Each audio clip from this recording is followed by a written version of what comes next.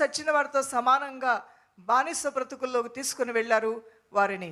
అయినప్పటికీ దానియేలు వీటన్నిటినీ కూడా జయించి నాయకులకే నాయకుడయ్యాడు, అందరికీ తలమానికయ్యాడు, అందరి దృష్టిలో యోగ్యుడయ్యాడు.